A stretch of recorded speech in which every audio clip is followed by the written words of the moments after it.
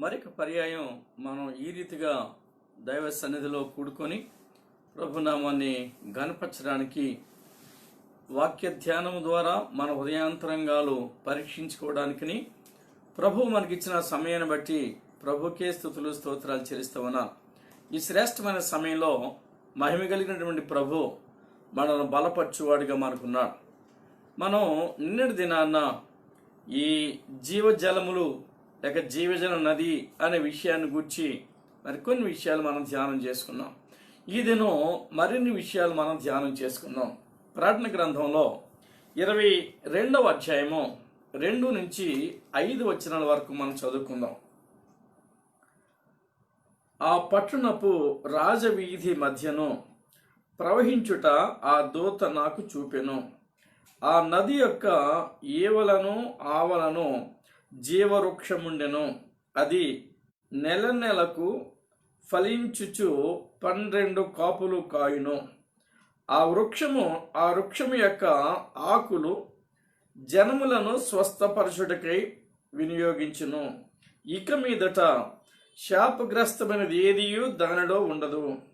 దేవుని యొక్కయు గొర్రెపిల్ల యొక్కయు సింహాసనము దానిలో ఉండును. ఆయన దాసులు ఆయనను సేవించుచు ఆయన ముఖ దర్శనము చేయుచుందురు. ఆయన నామము వారి నొసల యందు ఉండును. రాత్రి ఇక ఎన్నడను ఉండదు. దీపకాంతి అయినను సూర్యకాంతి అయినను వారికి అక్కరలేదు. దేవుడైన ప్రభువే వారి మీద ప్రకాశించును. వారు యుగ యుగములు రాజ్యము చేయుదురు. ప్రార్థించుకుందాం. ప్రేమగల ప్రభువా, కృపా కనికరం కలిగిన మా పరలోకపు తండ్రి, మరొకసారి నీ పరిశుద్ధ పాదములకు స్తుతులు స్తోత్రాలు చెల్లిస్తా ఉన్నాం. ఈ ప్రత్యేక సమయంలో మా ముందు మీరు ఉంచిన ఈ వాక్య భాగాన్ని బట్టి మీకు వందనాలు.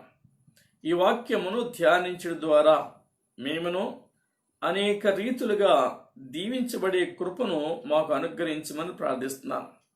ఇందులో వ్రాయబడిన ప్రతి అంశము మాకు చెందినట్లుగా, తద్వారా మా హృదయాంతరంగాలలో వాటిని భద్రపరచుకునేటట్టుగా మీ కృప దయచేయమని కూడా ప్రార్థన చేస్తున్నాం. ఈ వాక్య భాగాలు మేము ధ్యానిస్తున్నప్పుడు మా మధ్యలో మీరుండమని, మీ స్వరమును వినగలిగే మనస్సు మాకు అనుగ్రహించమని, మమ్మల్ని దర్శించి మీ చిత్తానుసారంగా నడిపించి మహిమ ఘనత ప్రభావాలు మీరే పొందుకోమని త్వరలో మా కొరకు తిరిగి రాబోతున్న యేసుక్రీస్తు నామములో ప్రార్థించి వేడుకుంటున్నాము తండ్రి, ఆమేన్. ప్రియమైన వారలారా, దేవుడు మహా గొప్పవాడు, మహిమ కనికరం కలిగినటువంటి వాడు. మనను ప్రతి దినము తన వాక్కుతో నింపుతున్నవాడు. మన ఆత్మ దైవ చిత్తానుసారంగా జీవించడానికి అనువుగా పరిశుద్ధ వాక్కులు మనకు అందిస్తూ మనను ఆయన చేతి నీడలో భద్రపరుస్తున్న విధానం బట్టి దేవునికి స్తుతులు స్తోత్రాలు చెల్లించుకోవలసిన వారమేంటున్నాం. ప్రియమైన వాళ్ళరా, ఈ నదిని గురించి ఆయన మాట్లాడుతున్నట్టు మనం గమనించాం. నిన్నటి దినాన ఈ నదిని గురించి మరికొన్ని విషయాలు మనం ధ్యానించుకున్నాం. ఈ నది పట్టణం యొక్క రాజవీధిలో ఆ మధ్యలో ప్రవహిస్తున్నట్టు ఆ దూత యోహానుకు చూపించాడు. యోహాను ఆ పట్టణాన్ని, ఆ నదీ జలాలను, ఆ ప్రవాహ విధానాన్ని, అక్కడ చోటు చేసుకున్న ప్రతి ఆత్మీయ కార్యాన్ని ఇతడు చూస్తున్నాడు. ప్రియమైన వాళ్ళరా, ముందుగా ఇది రాజవీధి మధ్యలో ప్రవహిస్తున్నది అంటున్నాడు. ఈ రాజవీధి ప్రభు ఆ మహిమ పట్టణములో పరిశుద్ధుడు పరిశుద్ధుడు పరిశుద్ధుడు అని మానక రాత్రి మగళ్ళు స్తుతించబడే ఆ స్థలములో, దైవారాధన నిత్యము జరగబోయేటువంటి ఆ స్థలములో, ఆ మహాపట్నములో ఆ యోహాను ప్రవేశించి అక్కడ జరుగుతున్నటువంటి ఆరాధన విధానాన్ని, అక్కడ చోటు చేసుకున్న అనేకమైన ఆత్మీయ సత్యాన్ని చూస్తూ ఉన్నాడు. ఆ చూస్తున్న క్రమంలో ఆయన చెప్పే మాటలు ఏంటంటే, ఆ పట్టణపు రాజవీధి మధ్యను ఆ నదీ జలములు ప్రవహిస్తున్నట్లు ఆ దూత నాకు చూపెను అంటూ ఉన్నాడు. అంతేకాదు ఆ జీవ వృక్షము ఆ నదికి ఏవల ఆవల రెండు వైపులా ఉన్నట్టు కూడా మనకి తెలియపరుస్తూ ఉన్నాడు. ఇది మరి దేవుని యొక్క మహిమ స్థలాన్ని, ఆయన సన్నిధిని, ఆయన యొక్క కృపా కనికరాన్ని ఇది మనకి జ్ఞాపకం చేస్తుంది. ఇది ఒక వృక్షం, కానీ ఈ వృక్షము నదికి అటువైపు ఇటువైపు రెండు వైపులా ఆ యొక్క వృక్షం మరి ఉన్నట్టుగా మనం చూస్తున్నాం.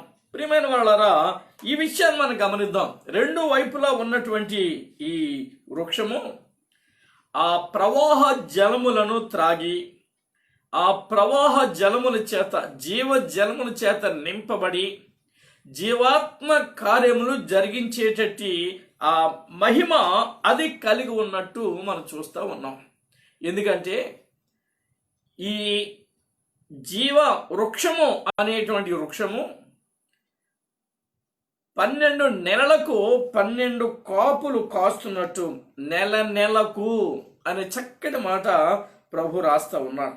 నెల నెలకు ఫలించుచు 12 కాపులు కాయను.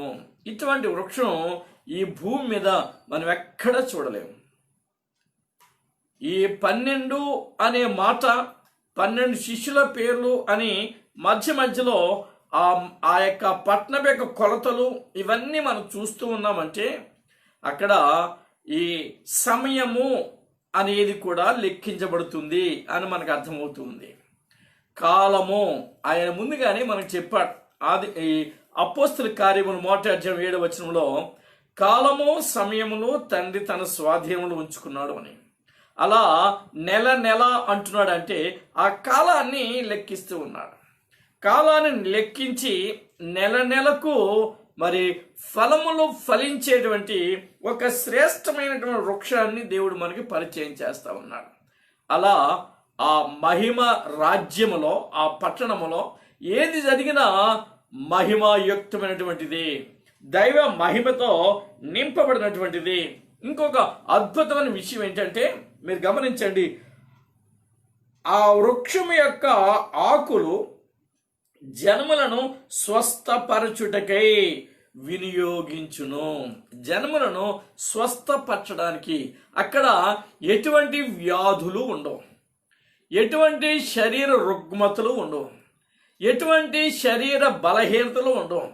దేవుని స్తుతించే స్తుతిగానాలు ఎల్లప్పుడూ వినిపిస్తూనే ఉంటాయి. దానిని మరి పరిశుద్ధుడు పరిశుద్ధుడు పరిశుద్ధుడని మానక అనేటువంటి మాటతో దివారాత్రములో ఆ మాటలు, ఆ స్తుతి ఆరాధన మనకు వినబడుతూనే ఉంది అనేటువంటి చక్కటి మాట వ్రాస్తూ ఉన్నాడు. ప్రియమైన వాళ్ళారా, ఈ ఆత్మీయ స్థితిలో మనం ఎదగాలి, ఈ ఆత్మీయ అభివృద్ధి మనలో సాగాలి. నిజానికి ఆ నది ఒడ్డున ఓ వృక్షము ఉన్నది అంటే అది ఎంత ప్రశస్తమైనటువంటి జీవితాన్ని కలిగి ఉంటుందంటే జీవాన్ని మరి కలిగి ఉన్నటువంటి వృక్షం, జీవ వృక్షము అన్నాడు. ఈ జీవ వృక్షము అనేటువంటి మాట ఒకవేళ మనం పరిశుద్ధ గ్రంథంలో అనేక సందర్భాల్లో ప్రభు ప్రస్తావించినట్లు మనం చూడగలుగుతాం. ఏది ఏమైనా ప్రియమైన వాళ్ళారా, ఈ నీరు శ్రేష్టమైన నీరు. ఇది ఇందులో జీవమున్నది. నీరు దేవుని యొక్క వాక్యానికి సాదృశ్యం. దేవుని యొక్క వాక్యమే కాదు, మన ఆ హృదయ శుద్ధీకరణకు ఆ జలములు వాడబడతాయి యోహాను 15:3 ప్రకారంగా. అలానే ఆ ఉదక స్నానము చేత మనను ప్రభు శుద్ధీకరించాడని మరి ఎఫెసీ సంఘంకు మరి పౌలు గారు వివరించాడు. అలానే ఈ జలములు మీరు ఒక విధంగా జలములు అనేటువంటి ఈ పదానికి యోహాను వేరొక అర్థం చెప్పాడు. 7వ అధ్యాయము 37వ వచనం చూస్తే ఇది పరిశుద్ధాత్మకు గుర్తుగా చెప్పాడు. ఈ జలముల గురించి, ఈ ప్రవాహాన్ని గురించి ఆత్మ, పరిశుద్ధాత్మ అనేటువంటి ఆ చక్కటి భావాన్ని యోహాను వివరించాడు. అనగా అక్కడ ఆత్మతో నింపబడినటువంటి వారు ఉంటారు. ఎందుకు అంటే ఈ మాట నేను చెప్తున్నాను. ప్రభు ఈ ప్రకటన గ్రంథంలో 3వ అధ్యాయము 20-21 వచనాలను చూస్తే, ఇదిగో నేను తలుపు యొద్ద నిల్చుండి తలుపు తట్టుచున్నాను. ఎవడైతే నా స్వరం విని తలుపు తీస్తాడో వాడితో నేను, నాతో అతను మరి కలిసి భోజనం చేస్తాము అని ఆయన మనకిచ్చే సహవాసాన్ని జ్ఞాపకం చేశాడు. బాగుంది. అంతేకాదు, ఎవడు జయించునో జయించిన వాడు అనేటువంటి ప్రస్తావన అక్కడ వచ్చింది. జయించు వారికి నాతో కూడా నా సింహాసనం మీద కూర్చొనిస్తాను అన్నాడు. నిజానికి సింహాసనం మీద యేసయ్య కూర్చుని ఉన్నాడు. అంటే తండ్రి కుమారుడు ఏకమై ఉన్నారు. ఏకమై ఉన్నటువంటి ఆ సింహాసనంలో ప్రభువును మనం చూస్తూ ఉన్నాం. ఇప్పుడు ఆయన అంటాడు, జయించువానికి నా సింహాసనం మీద నాతో పాటు కూర్చొనిస్తాను అన్నాడు. ఇప్పుడు సంఘము జయించి ఆ సింహాసనం మీద కూర్చోవాలి అంటే ఆ జయమే అర్హత. ఇప్పుడు సంఘము ఒంటరిగా లేదు. ఎందుకంటే ఈ సంఘాన్ని ఆదరించి ఆత్మతో నింపి ఆత్మ కార్యాలు జరిగిస్తూ దైవ చిత్తానికి అనుగుణంగా నడుపుతున్నటువంటి ఆ పరిశుద్ధాత్మ దేవుడు సంఘములో కలిసి ఉన్నాడు. అంతరంగములో మానవ ఆ విశ్వాసి హృదయంలో పరిశుద్ధాత్ముడు ఉన్నాడు. కాబట్టి సంఘము పరిశుద్ధాత్ముడు కలిసి ఉన్నారు. తండ్రి కుమారుడు కలిసి ఉన్నారు. వారిద్దరూ సింహాసనం మీద కూర్చున్నప్పుడు జయించినటువంటి ఈ పెండ్లి కుమార్తె సంఘాన్ని యేసయ్య నాతో పాటు సింహాసనం మీద కూర్చొనిస్తానన్నాడు. ఆ సింహాసనము అద్భుతమైన సింహాసనం. అదే విషయాన్ని ఇక్కడ మనకి ప్రభు జ్ఞాపకం చేస్తున్నాడు. ఏమనంటే 3వ వచనం మీరు చూడండి, దేవుని యొక్కయు గొర్రెపిల్ల యొక్కయు సింహాసనము దానిలో ఉండును. ఈ జయించే జయ జీవితాన్ని అనేక కనపరిచేటువంటి సింహాసనంలో ఈ సహవాసం తండ్రి కుమార పరిశుద్ధాత్ముడు సంఘము ఏకమై ఆ మహిమ రాజ్యములో నివసిస్తున్నట్టు మనం గమనించాలి. ఆ నివాసం దేవుడు మనకి ఏర్పరిచాడు. కాబట్టి నీటి వారన నాటబడిన జీవితం, ఏ వెలుతూ లేకుండా, ఏ కొరత లేకుండా, ఏ కొదువ లేకుండా ప్రభు మనకి అట్టి ఆశీర్వాదకరమైనటువంటి జీవితాన్ని మనకి అనుగ్రహించాడు. ఇంకో చక్కటి మాట చెప్పాలి అంటే, నీటి వాసన తగిలితే చాలు ఆ వృక్షం ఫలిస్తుంది. ప్రభు చేత ఎన్నిక చేయబడినటువంటి ఎవరైనా వృక్షంగా ప్రభు మరి నాటినప్పుడు యెషయాలు అంటాడు, యెహోవా చేత తిరిగి నాటబడిన చెట్టు అని. ఆ నాటబడినటువంటి చెట్టుగా ఉన్నవారు పరిశుద్ధాత్మని యొక్క నడిపింపులో సంఘంగా ఉద్భవించారు. కాబట్టి వారు కూడా ఓ చెట్టును పోలిన జీవితాన్ని కలిగి ఉన్నారు. ఈ చెట్టు ఫలించాలి అంటే నీరు అవసరం లేదు. నిజానికి నీరు లేకుండా యోబు అంటాడు 14వ అధ్యాయము 9వ వచనంలో, నీటి వాసన తగిలితే చాలు అది ఫలిస్తుందట, చిగురిస్తుంది. ఆ చిగురులో ఫలం వస్తుంది. కాబట్టి అట్టి అద్భుతమైనటువంటి జీవన విధానాన్ని ఏర్పరిచినటువంటి ప్రభు మనను అనుదినము ఆ మహిమ రాజ్యములో, మహిమ పట్టణములో మరి మనల్ని కాపాడుతూ నడిపిస్తూ ఉంటాడు. ఎటువంటి వేదన ఉండదు, అక్కడ అనారోగ్యం ఉండదు. ఆ చెట్టు, ఆ వృక్షం యొక్క ఆకులు స్వస్థతకు వాడబడుతూ ఉన్నాయి. ఈ స్వస్థత, ఈ నదీ జలాలు మనకెంతో అవసరమైన జలాలు. ఇవి మన జీవితాన్ని దైవ సన్నిధిలో అన్ని వేళలా కాపాడగలిగేటువంటి జలములు, మనలో తృప్తినిచ్చే జలములు, మనలో దీవెన నింపే జలములు. ఇవి మనకు అవసరం. నిజానికి ప్రియమైన వాళ్ళరా, ఈ మాటల్ని మనం జ్ఞాపకం చేసినటువంటి సందర్భం అనేకాలు మనకున్నా, యెహెజ్కేలు గ్రంథంలో ఈ జలముల గురించి, ఈ నదీ ప్రవాహాన్ని గురించి మరికొంచెం వివరంగా ఆయన రాశాడు. 47వ అధ్యాయం చూడండి, యెహెజ్కేలు గ్రంథం 47వ అధ్యాయంలో 17వ వచనం ఒకవేళ మనం చదువుకోగలిగితే ఆయన చెప్పిన ఆ మాట, ఆ చెప్పిన 12వ వచనం, 47వ అధ్యాయము 12వ వచనం. నదీ తీరమున ఇరుప్రక్కల ఆహారమిచ్చు సకల జాతి వృక్షములు పెరుగును, వాటి ఆకులు వాడిపోవు, వాటి కాయలు ఎప్పటికీ రాలవు. ఈ నదీ నీరు పరిశుద్ధ స్థలములో నుండి పారుచున్నది గనుక ఆ చెట్లు నెల నెలకు కాయలు కాయును, వాటి పండ్లు ఆహారమునకును వాటి ఆకులు ఔషధమునకును వినియోగించును. నదీ తీరమున పరిశుద్ధ స్థలంలో ఈ నీరు ప్రవహిస్తుంది గనక ఆ నీరు శ్రేష్టమైన ఆత్మీయ జీవితాన్ని మనకు జ్ఞాపకం చేస్తుంది. ఆ జీవిత పోషణకు అవసరమైన సకల ఏర్పాట్లు ఇక్కడే జరుగుతున్నట్లు మనం చూస్తున్నాం. ఎందుకంటే ఆ నది నీరు పరిశుద్ధ స్థలంలో నుండి పారుచున్నది కనుక ఆ చెట్టు నెల నెలకు మరి కాపు కాయును, లేక కాయలు కాయును అన్నాడు.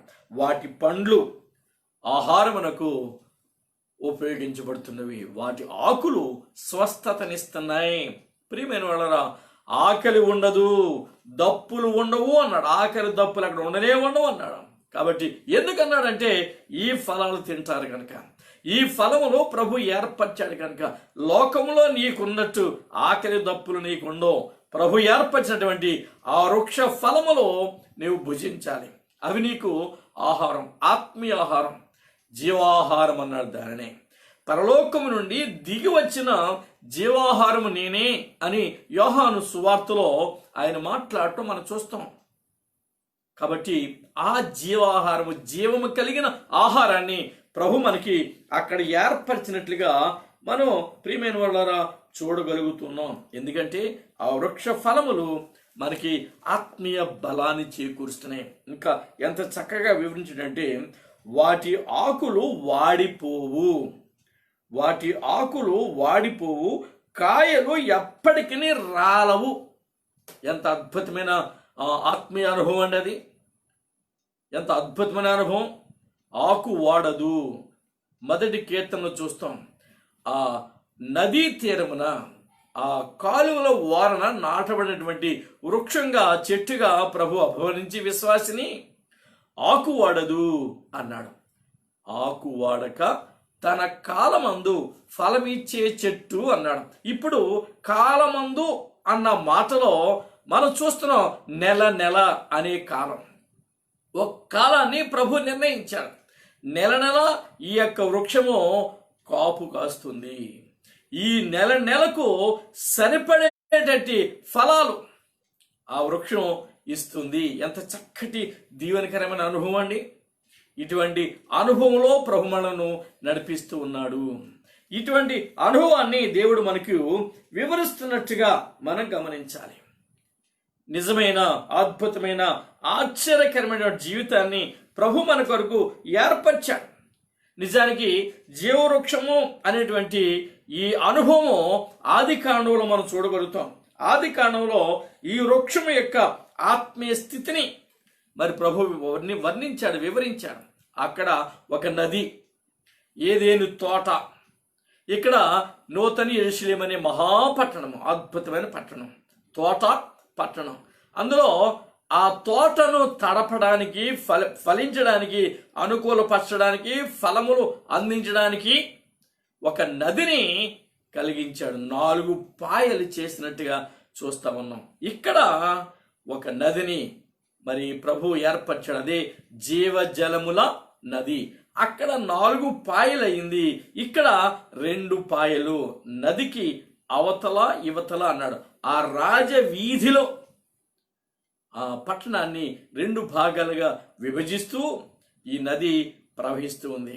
కాబట్టి ఆ నదీ ప్రవాహ జలాలు మనం త్రాగాలి. ఈ జలముల ద్వారా దేవుని ఆత్మ కార్యాలు మనలో నింపబడుతూ ఉండాలి. ఆకలి ఉండదు. ఆయనే సమయానుకూలంగా, కాలానుగుణంగా కావలసిన సకల ఏర్పాట్లు అక్కడ జరిగించాడు. ఆకలి దప్పికలు ఉండవు అనేటువంటి మాట మనం చూడగలుగుతున్నాం. ప్రియమైన వాళ్ళారా, మనం గమనిద్దాం. దైవ స్వరం, అద్భుతమైనటువంటి స్వరాన్ని ప్రభు మానవాళికి వినిపిస్తున్నాడు. ఏంటంటే, దేవుని గొర్రె పిల్ల ఆ సింహాసనం మీద ఆసీనుడైనట్టు, సింహాసనం వేయబడినట్టు, ఆ సింహాసనం మరి అక్కడ ఉన్నటువంటి ఆయన దాసులు, ఆయన ప్రియులు, ఆయన సేవకులు ఆయనను సేవించుచు ఆయన ముఖ దర్శనము చేదురు అన్నాడు. దీనంతటి గల కారణం జీవవృక్షము. ఈ జీవవృక్షాన్ని గురించినటువంటి విషయాలు మనం చూస్తున్నాం. మరి యెహెజ్కేలు గ్రంథంలో 47వ అధ్యాయము 12వ వచనంలో ఒక చక్కటి మాట మనం చదువుకున్నాం.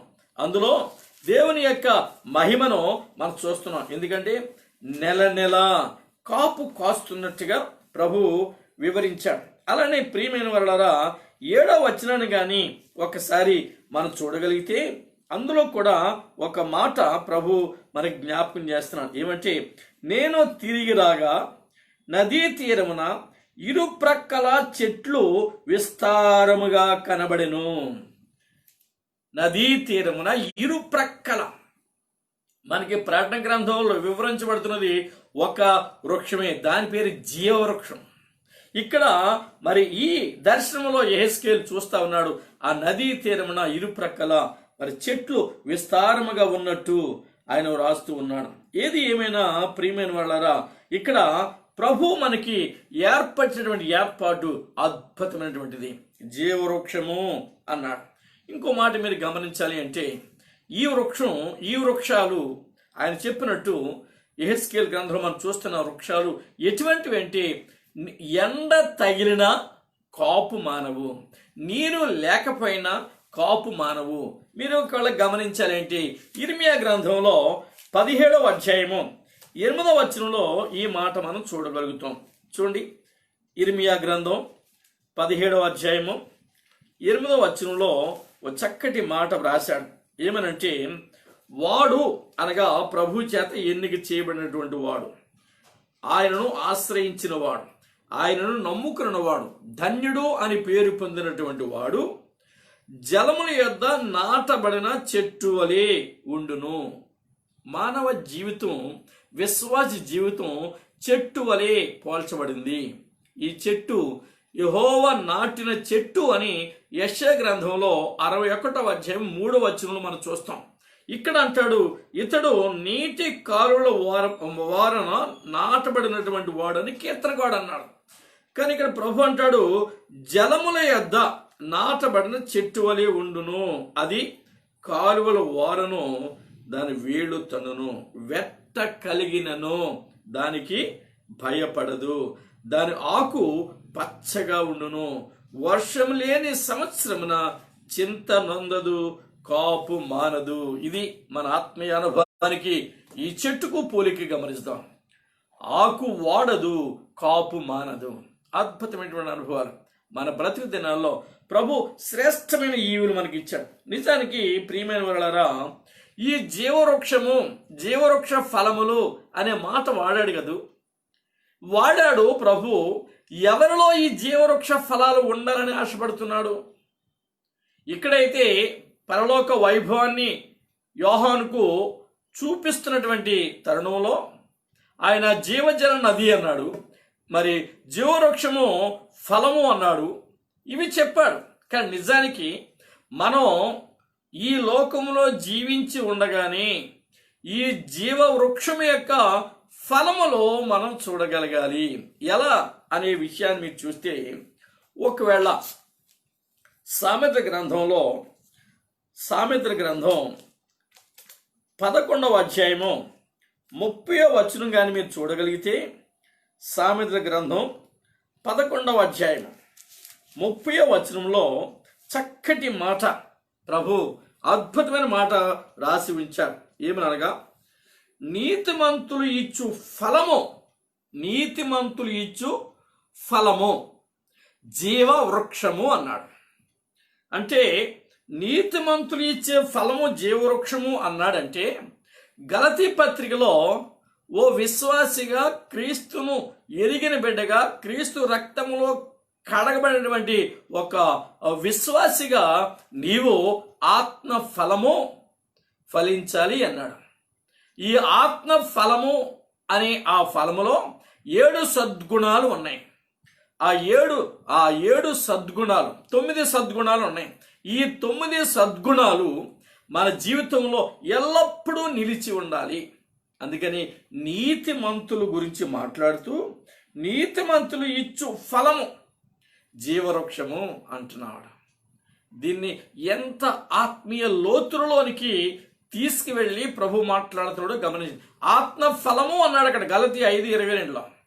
ఆత్మ ఫలమేమనగా అని చెప్పి అద్భుతమైన లక్షణాలు వివరించాడు.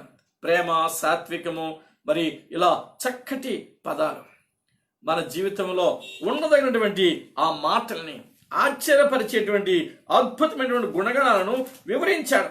ఒకవేళ మనకి ఇవన్నీ కావాలి అంటే ఆత్మఫలమేమనగా ప్రేమ, సంతోషము, సమాధానము, దీర్ఘశాంతము, దయాళుత్వము, మంచితనము, విశ్వాసము, సాత్వికము, ఆశా నిగ్రహము. ఇవి మరి ఈ యొక్క అద్భుతమైన 9 గుణగణాలు ఒక విశ్వాసిగా మనలో ఉండాలి. ఆత్మఫలం. ఇక్కడ సామెతల గ్రంథంలో చెప్పిన మాట ఏంటంటే నీతిమంతులు ఇచ్చు ఫలము జీవవృక్షము అన్నాడు. ఈ జీవవృక్షాన్ని పోలినటువంటి అనుభవాలు మనలో ఉండాలి. నిత్యము జీవించే ఆ ఆత్మీయత మనలో ఉంటూ ఉండాలి. కాబట్టి ప్రియమైన వారలారా గమనించండి, మనమే ఆ ఫలములు కలిగిన వారంగా ప్రభు జ్ఞాపకం చేస్తున్నాడు. జీవవృక్ష ఫలములు మనమే కలిగినట్టు ఆయన వివరిస్తూ ఉన్నాడు. మీరు ఇంకొక మాట చూడగలిగితే ఈ సామెతల గ్రంథంలోనే 3వ అధ్యాయము 18వ వచనం చూస్తే 3వ అధ్యాయము 18వ వచనంలో చక్కటి మాట రాశాడు. దాన్ని అవలంబించు వారికి అది జీవవృక్షము. దేనిని అవలంబించే వారికి చూడండి, జ్ఞానము. 13వ వచనంలో జ్ఞానము సంపాదించిన వాడు ధన్యుడు, వివేచన కలిగిన నరుడు ధన్యుడు. అలానే ఇలా మనం చదువుకుంటూ వస్తే ఆ జ్ఞానం యొక్క మార్గములు రమ్యమైన మార్గములు, దాని త్రావులన్నీ క్షేమకరములు, దానిని అవలంబించువానికి అది జీవవృక్షము.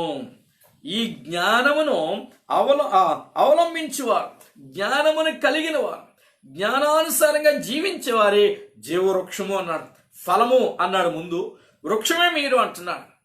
ఎవరు ఈ జ్ఞానం? యేసయ్యే ఈ జ్ఞానం.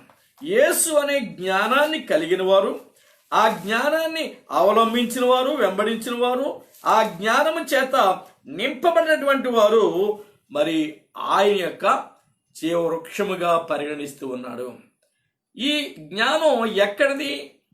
ఈ జ్ఞానం పరలోకం నుండి దిగి వచ్చిన జ్ఞానం.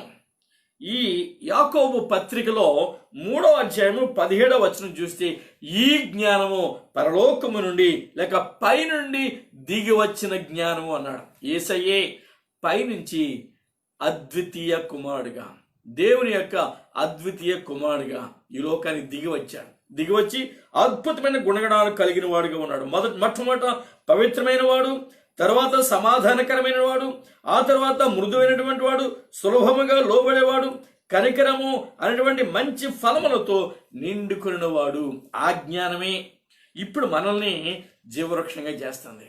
ఈ జీవవృక్షం నిజానికి ప్రియమైన వాళ్ళరా మనం గమనించాలి అంటే ఈ జీవవృక్షము అనేది ఆది కాండంలో దేవుడు 2వ అధ్యాయము 9వ వచనంలో దీన్ని ముందుగా మరి నిర్మించాడు లేక మరి ఏర్పరిచాడు. దీన్ని ఆ సృష్టి క్రమములో దీన్ని ఏర్పరిచినట్లుగా ఆ తోటలో, ఏదేను తోటలో మీరు గమనించండి. 2వ అధ్యాయము 9వ వచనం మీరు చూడగలిగితే మరియు దేవుడని యెహోవా చూపునకు రమ్యమైనది, ఆహారమునకు మంచిదినైన ప్రతి వృక్షమును ఆ తోట మధ్యను జీవవృక్షమును మంచి చెడ్డలు కనపరిచేటువంటి ఆ వృక్షాన్ని ప్రభు ఏర్పరిచి జీవవృక్షం తోట మధ్యలో ఉంది. ఇక్కడ ఆ జీవవృక్షం, ఆ జీవజల నది రాజవీధి మార్గములో ఉంది. ప్రియమైన వాళ్ళారా గమనిస్తాం. ఈ ఏర్పాటు ప్రభు అక్కడ మన కొరకు చేశాడు. ఇది ఈ రాజవీధి మార్గములో మన కొరకు ఏర్పరిచాడు ఆయన. ఈ జీవవృక్షం తన ఫలాలు మనకిస్తుందని 22వ అధ్యాయం 14వ వచనంలో మరి వ్రాసి ఉంచాడు. ఒక్కసారి మనం ఆ మాట చూద్దాం. 22వ అధ్యాయము 14వ వచనం, జీవవృక్షమునకు వీరు హక్కుదారులై గుమ్మముల గుండా ఆ పట్టణంలోనికి ప్రవేశించినట్లు. జీవవృక్షమునకు హక్కుదారులుగా కావాలి అంటే, ఆ పట్టణంలో ప్రవేశించి మరి ఉండాలి అంటే ఆ యొక్క వారి యొక్క వస్త్రములు ఉతుక్కోవాలి అన్నాడు 22:14 ప్రకటనలో. కనుక ప్రియమైన వాళ్ళారా, ఈ ఏర్పాటు దేవుడు మన కొరకు జరిగించాడు, చేశాడు. కాబట్టి పరలోకంలో ఎటువంటి అనారోగ్యానికి తావులేదు, ఎటువంటి అనారోగ్యానికి తావులేదు. సంతోషకరమైన శుభకరమైన పరిస్థితులే అక్కడ ఉంటాయి. మీరు ఇంకొక మాట నేను మీకు జ్ఞాపకం చేసి ఇక నేను ముగిస్తాను. 3వ వచనంలో అంటాడు, ఇక మీదట శాపగ్రస్తమైనది ఏదియు దానిలో ఉండదు. శాపగ్రస్తమైనది ఏదియు దానిలో ఉండదు అన్నాడు. ఇక్కడ మీకు కొంచెం నేను వివరణిస్తాను. అంటే భూమి మీద శాపగ్రస్తమైనది ఉన్నది. ఎలా అనంటే, ఆదాము హవ్వ చేసిన పాపాన్ని బట్టి శాపము అనేది భూమి మీదకి రావటం మనం గమనిస్తాం. ఆదికాండం 3వ అధ్యాయము 13వ వచనంలో మొదలుపెట్టి ప్రభు పాప ప్రవేశము జరిగిన తర్వాత, అవిధేయత మానవుల్లో చోటు చేసిన తర్వాత శపించాడు. ముందుగా ఈ సర్పమును శపించిన విధానం మీరు చూడాలంటే ఆదికాండం 3వ అధ్యాయము 14-15 వచనాల్లో మరి దాన్ని శపించాడు. నీవు పొట్టతోనే ప్రోకుతావు, మన్ను నీకు ఆహారంగా ఉంటుంది. అంతేకాదు స్త్రీ సంతానానికి నీకు వైరం కలుగుతుంది, అది నిన్ను మడవ మీద మరి నువ్వు మడవ మీద కరుస్తూ నేను తల మీద కొడుతుంది అనేటువంటి శాపాన్ని ఆ పాముకు దేవుడిచ్చాడు. స్త్రీ విషయం చూసినట్లయితే 16వ వచనంలో ఆ స్త్రీని కూడా శపించాడు. ఏమని శపించాడు? ఆ గర్భఫలం, ఆ ఫలం, ఆ యొక్క మరి ప్రసవ వేదన అనేటువంటిది, ఆ ప్రసవ వేదన భయంకరమైనటువంటిదిగా ఆమెకు శాపగ్రస్తంగా ఇచ్చాడు. ఇక ఆదాముతో మాట్లాడుతున్నప్పుడు, నిన్ను బట్టి నేను చెప్పినట్టు నా మాట వినకుండగా నీవు నీ భార్య మాట విన్నావు కనుక, అవిధేయుడిగా మారిపోయావు కనుక నిన్ను బట్టి భూమి శపించబడింది అన్నాడు. నిన్ను బట్టి భూమి శపించబడింది. 3వ అధ్యాయం 17వ వచనంలో ఇవన్నీ స్పష్టంగా వ్రాసి ఉన్నాయి. మీరు తర్వాత మీరు చదువుకోండి. ప్రియమైన వాళ్ళ తర్వాత ఆదామును శపించాడు. ఏమనంటే, నిన్ను బట్టి ఈ భూమి ముళ్ళ తుప్పలు మొలిచింది. ఇది శాపం. భూమి నిన్ను బట్టి శపించబడింది. ఇక మీదట నీవు భూమిని సేద్యపరిచి చెమటూడ్చి కష్టపడి నీవు పంటను సమకూర్చుకొని నువ్వు తినాలి అనేటువంటి ఆ శాపాన్ని ఆదాముకు పెట్టినట్లుగా 18-19 వచనాల్లో మనం చూస్తాం. ప్రియమైన వాళ్ళారా, ఇటువంటి శాపగ్రస్తమైనటువంటి జీవితాన్ని కలిగి ఉండి వారు దేవునికి దూరం అయిపోయారు, శపితమైన వారిగా మారిపోయారు. ఇప్పుడు నిషిద్ధమైనది ఏదియో, శాపగ్రస్తమైనది ఏదియో ఆ రాజ్యంలో, మహిమ రాజ్యంలో, ఆ పట్టణంలో ప్రవేశించదు అనే ఒక గొప్ప వాగ్దానం ప్రభు చేస్తా ఉన్నాడు. కనుక ప్రియమైన వారలారా, మనం గమనించవలసింది, అలాగున ఆదామును అవ్వ యొక్క అవిధేయతను బట్టి శాపం అనేది భూమి మీదకి వచ్చింది. భూమి శపించబడింది. ఇప్పుడు అదే భూమి మరి ప్రకటన గ్రంథంలో నూతన పరచబడింది. నూతన భూమి మరి ప్రభు చేత నిర్మించబడింది, ఏర్పరచబడింది. అక్కడంతా నూతనమే. ఇక శాపం లేదు. అక్కడ శాపగ్రస్తమైనది ఏదియో లేదు అన్నాడు. 3వ వచనంలో శాపగ్రస్తమైనది ఏదియో లేదు, ఎందుకంటే నూతన పరచబడింది. పాతవి గతించను, సమస్తమును నూతనమైను అనే మాటను ఇక్కడ మనం జ్ఞాపకం చేసుకోవాలి. ప్రియమైన వారలారా, మన జీవితాలలో, మన కుటుంబాలలో, మన బిడ్డల హృదయాలలో ఇంకా ఏదైనా శాపగ్రస్తమైనది మిగిలి ఉంటే దానికి ఈనాడే, ఇప్పుడే ముగింపు పలకాలి. నీవు శాపగ్రస్తమైన జీవితంలో ఉన్నావా? శపితమైనది, నిషిద్ధమైనది ఏదైనా నీవు మరి కలిగి ఉండి ప్రభువుని అవమానపరిచే స్థితిలో నీవు ఉన్నావా? గమనించు. ప్రభు మాట్లాడుతూ ఉన్నాడు. ఆయన ముఖ దర్శనం చేసుకుంటున్నారు, వాళ్ళు ఆయన సేవిస్తున్నారు, ఆయన కొనియాడుతున్నారు, ఆయన ఆరాధిస్తున్నారు. అక్కడ రాత్రి లేదు, అక్కడ రాత్రి లేదు. ప్రభు యొక్క ఆ వెలుగే, ఆ మహిమే ప్రకాశిస్తూ ఉంది. ఇక్కడ చీకటి లేదు. ఆయనే గొప్ప వెలుగుగా ప్రకాశిస్తున్నాడు. ఆ మహిమ రాజ్యాన్ని దేవుడు నీ కొరకు నా కొరకు ఏర్పరిచాడు. ప్రియమైన వారలారా, మనం ఎక్కడ ఉండగానే మనలో నుంచి మన ప్రాణం పోకముందే ఆ యొక్క పట్టణంలో, ఆ రాజ్యంలో ప్రవేశించడానికి అర్హత మనకు కలిగి ఉండాలి. ఏమి ఈ అర్హత? మారు మనసు అనుభవం. ఈ అనుభవం కలిగిన వారు దేవుని బిడ్డలుగా నీతిమంతులు ఫలించే ఫలము జీవవృక్షము అన్నాడు. కాబట్టి నువ్వు నీతిమంతుడిగా మార్చబడు. నీలో ఉన్న దుర్నీతిని యేసు రక్తము చేత కడిగి వేసుకుని, యేసు రక్తములో కడగబడి నీతిమంతుడిగా మార్చబడాలి. అలా మార్చబడితే నీలో నీతి నివసిస్తూ ఉంటే, ఆ నీతి నీలో ఫలిస్తే ఆ ఫలమే జీవవృక్షం.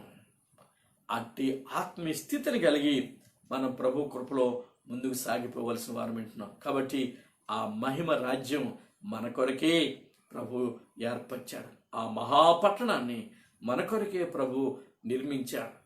ఎందుకంటే 10 మంది కన్యకల ఆ ఉపమానంలో ప్రభు చెప్పాడు, నా తండ్రి చేత ఆశీర్వదించబడిన వారలారా రండి, భూమి పుట్టినది మొదలుకొని సిద్ధపరచబడినటువంటి ఈ రాజ్యము మీకోసమే. వెళ్ళండి, ఇందులో ప్రవేశించండి, మీ సొంతం చేసుకోండి, మీరు దీన్ని స్వాధీనపరచుకోండి అని మత్తయి సువార్త 25వ అధ్యాయము 34వ వచనంలో ఆహ్వానం పలికాడు. కాబట్టి ఇప్పుడు మనదే. నువ్వు ప్రభు స్వరక్తం చేత కనబడి, నీవు ప్రభు స్వరక్తంతో కొనబడి ఆయన యొక్క వాక్య వెలుగులో నువ్వు జీవించడం నేర్చుకుంటే, నీలో చీకటి పూర్తిగా తొలగించబడితే, ఆశ్చర్యకరమైన వెలుగుతో నువ్వు నింపబడితే, ఆయన కుమార్తెగా జీవించగలిగితే, నువ్వు పాపమును జయించగలిగితే, అపవాదును ఓడించగలిగితే, వాగ్దానం చేసిన వాగ్దాన దేశం నీ కొరకే అనే విషయాన్ని నమ్మి ప్రభు కృపలో ముందుకు సాగవలసిందిగా మరి ప్రభు మనలను మరొకసారి హెచ్చరిస్తూ ఆహ్వానం పలుకుతున్నాడు. అట్టి ఆత్మీయ స్థితిలో మనందరం సాగిపోయినట్లు దేవుడు తన ఆత్మను, శక్తిని, ప్రభావాన్ని మనందరికీ, ఈ వాక్యాన్ని వింటున్న మనందరికీ అనుగ్రహించి నడిపింప చేయనుగాక. ప్రార్థించుకుందాం. కృపా కనికరం కలిగిన మా పరలోకపు తండ్రి, మరొకసారి నీ పరిశుద్ధ పాదాలకు వందనాలు.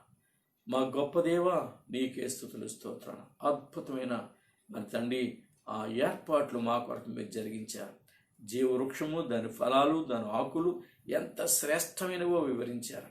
అలానే నైనా మా బ్రతుకు ఎంత మరి దీవెనకరంగా ఉంటుందో కూడా వివరించాం.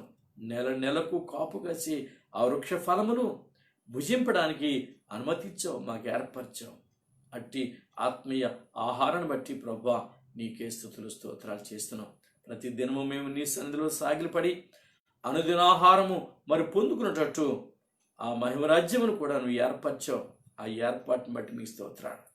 అలా నైనా ఈ వాక్యాన్ని విన్న బిడ్డలందరినీ దర్శించండి. వారి జీవితాల్లో ఆశ్చర్యకరమైన వెలుగు నింపండి.